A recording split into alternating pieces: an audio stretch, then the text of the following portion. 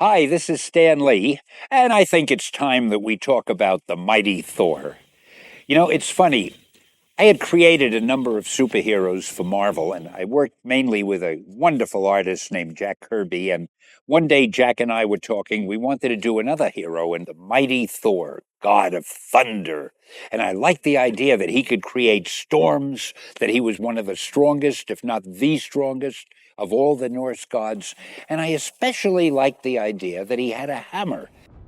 In 1962, Marvel Comics' The Mighty Thor was created by Stan Lee, Larry Lieber, and Jack Kirby in Journey into Mystery, issue 83. Many comic book historians have called these credits into question. This is despite the fact that Stan Lee explained in the Origins of Marvel Comics the Marvel method of storytelling, where the artists were more involved with the storytelling and pacing. Jack Kirby didn't need much, according to Lee. In Stan's own words in the Castle of Frankenstein, issue 12 interview, some artists such as Jack Kirby need no plot at all. I'll just say to Jack, let the next villain be Dr. Doom. Or I may not even say that. He may tell me, and then he goes home and does it. He just about makes up the plots for these stories. All I do is a little editing. I may tell him that he's gone too far in one direction or another. Of course, occasionally I'll give him a plot, but we're practically both the writers on these things. As described by Steve Ditko, artist and co-creator of Spider-Man, the Marvel method was the process of Lee writing a 1 or 2 page synopsis for the artist who must draw 21 to 24 pages of story art panels. Stan Lee and Jack Kirby would create many great characters this way, but the first appearance of Thor was not done using the Marvel method or Marvel style. This is why we are delving into the secret history of Thor and the possible origin of the Marvel character. There's been a great war of words between Stan Lee and Jack Kirby and their fans. Whatever we did together, and no matter who did what, and I guess that's something that'll be argued forever, but I think that the product that was produced was really even more than a sum of its parts. I think there was some slight magic that came into effect when we worked together, and I am very happy that we've had that experience. Well, I was never sorry for it, Stanley. It was a great experience for me, and certainly if the product was good, that was my satisfaction. Let me first point out that Stan Lee wrote in the origin of Marvel Comics that he provided Larry Lieber a plot. Within minutes, I rushed to the typewriter and pounded out a synopsis for Larry. Even though I wouldn't be writing the script, I always try to ensure that the basic concept would be mine. Larry Lieber was a staff writer writing scripts for Stan's plots. The way we did it was Stan liked his own plots. So he would make up a rough plot, he'd type it out, and he'd give it to me. I went back to my room at the typewriter and typed it up and wrote it. Then I'd bring it into Stan and he'd correct it. And the more he corrected, the more I learned. And that's how I got started in comics. Comic historian Roy Thomas and Will Murray have documented that Lieber was a staff writer writing scripts from Stan's plots. During his deposition, Larry Lieber stated under oath, I got the synopsis, the plot from Stan, I wrote the first script of Thor, that was it. The civilian name of Don Blake I made up, and I also came up with his hammer. I made that, which people know about, my Uru hammer. I created that. Lieber's court testimony was not countered in court or proven false. Lastly, inker and artist Joe Sinnott drew an issue of Thor where he received a full script. In the Jack Kirby Collector 36, Sinnott said, in those early days about Thor, Jack was working off full scripts. That said, there are elements from earlier stories in the first Thor story. Before the Marvel Age of Comics, Marvel Comics was known as Atlas Comics, producing anthology titles of various genre stories. In Tales to Astonish 15, there was an earlier Thor, Thorr. In a story titled Here Comes Thor, a group of explorers find a newly discovered island with stone carvings of heads. But the stone sculptures were actually aliens planted in Earth millions of years ago. one named Thor. This spelling of Thorr was also used in the last panel of Marvel's Thor.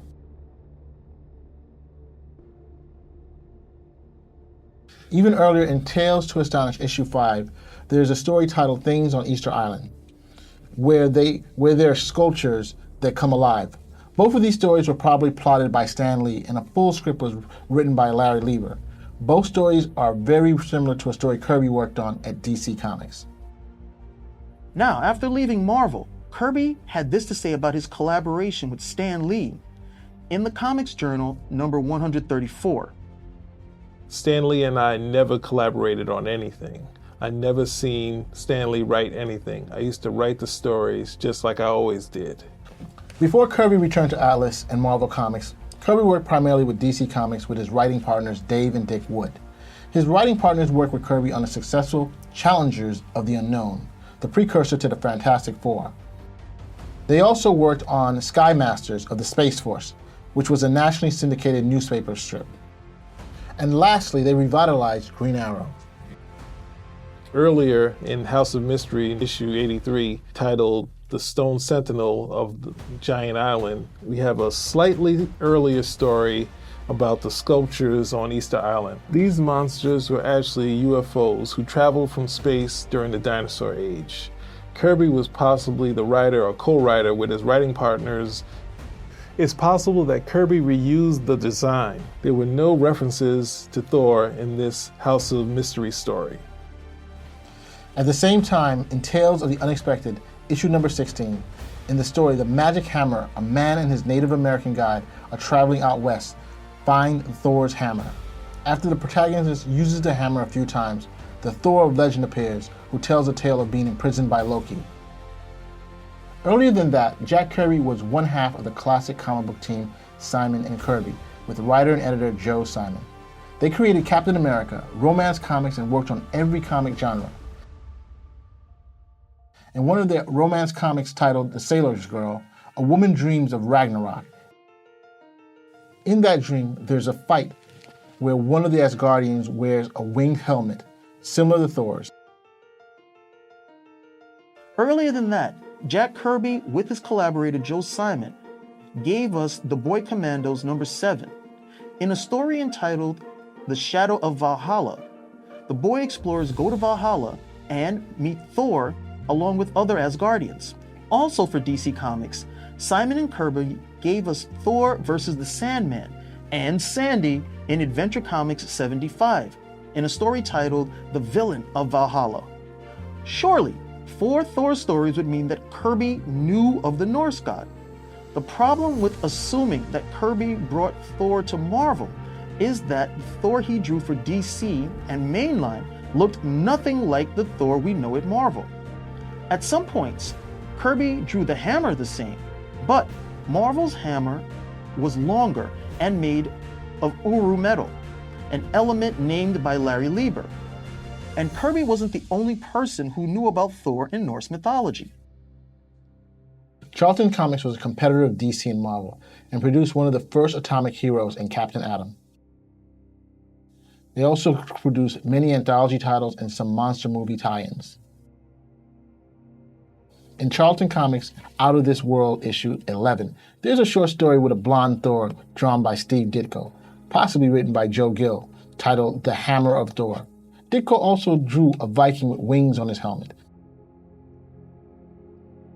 In another Charlton story titled The Incredible Walking Stick in Unusual Tales issue number 18, a man buys a cane imbued with the power of Thor's hammer.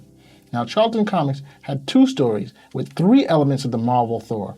Does this mean that Stan Lee or Jack Kirby looked at these books while creating Thor? And where was Stan Lee during this time? When Simon and Kirby created their creation of Captain America in the 1940s, Stan Lee became the editor of Timely Comics, which would later be renamed as Marvel Comics. In Venus issue number 12, a red-haired, red-bearded Thor appeared, as did Loki. Loki appeared a few issues before that, both looking nothing like Marvel's Thor. Though the Timely Thor was similar to the Thor of legend.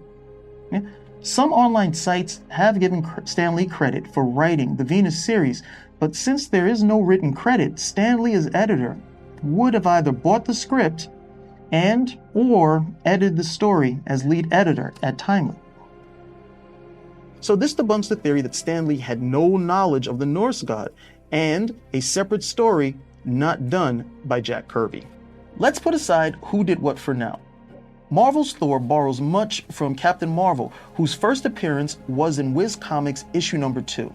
The story is about a young Billy Batson who transforms into a godlike man, granted powers by the wizard Shazam, and becoming his champion, Captain Marvel. Captain Marvel was extremely popular, so much so Fawcett Comics decided to put out a companion book, Captain Marvel Adventures, drawn by one Jack Kirby. Though Captain Marvel's creation was credited to Bill Parker and C.C. Beck, Jack Kirby would claim that he co-created the character. In a behind-the-scenes at DC interview, Jack Kirby would incorrectly claim Eddie Herron, the man who created Captain Marvel. I did the Captain Marvel special. I originated the costume and all that business. I did that for Eddie Herron. Again, Jack Kirby did the first issue of the second series, Captain Marvel Adventures.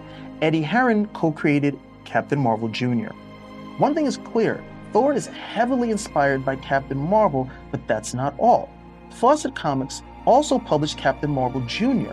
with a young boy who is on crutches. This boy transforms into a super-powered boy with a bolt of lightning. This would be very similar to Marvel's Don Blake, who needed a cane. Captain Marvel was very influential to the comic industry, especially to Jack Kirby. Marvel's Thor wasn't the only comic company inspired by Captain Marvel. Fox Comics introduced Thor, God of Thunder in Weird Comics issue number 1. In this comic, Grant Farrell, a mild-mannered blonde male, is given the power of Thor with a lightning bolt from Thor himself. This transforms Grant to Thor without a mustache and becomes a muscular version of Grant. Either way, Marvel's Thor had a lot of similarities to this Thor, God of Thunder, and initially, Marvel's Thor was Don Blake with Thor's power. Fox's Thor, God of Thunder, even has a cape. So with all of these similarities, there is still no proof, but the similarities to Captain Marvel or even Weird Comics' Thor, God of Thunder is striking. But Weird Comics would abandon Thor, God of Thunder and do Dynamite Thor with a new alter ego, Peter Thor. Not only is there a connection between Captain Marvel and Thor, Stan Lee himself purchased the rights to the name Captain Marvel and used the dynamic for later characters, Marvel's Marvel. So would it be strange that Stan might have purchased this Weird Comics Thor that had a cape and was blonde? So there's also a history of Stan acquiring characters outside of the Marvel Universe. Marvel acquired Daredevil, who had been drawn by Charles Biro. Stan wanted Steve Ditko to do the Marvel Daredevil, and he could actually use the same costume that Charles Biro had drawn. Did Stan Lee purchase the rights to Fox Comics Thor, as he did the name Captain Marvel? We will never know.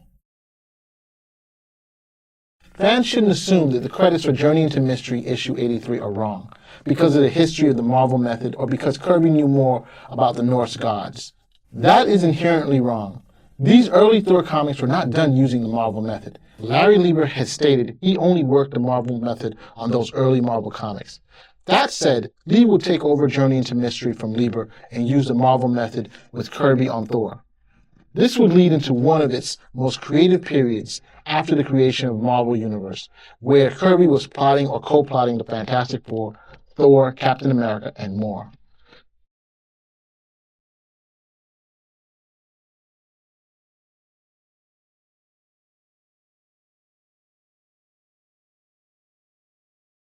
Next episode, we try to piece together what was Jack Kirby's original design for Spider-Man, and did he ever reuse it for a later character? Spin Rack out.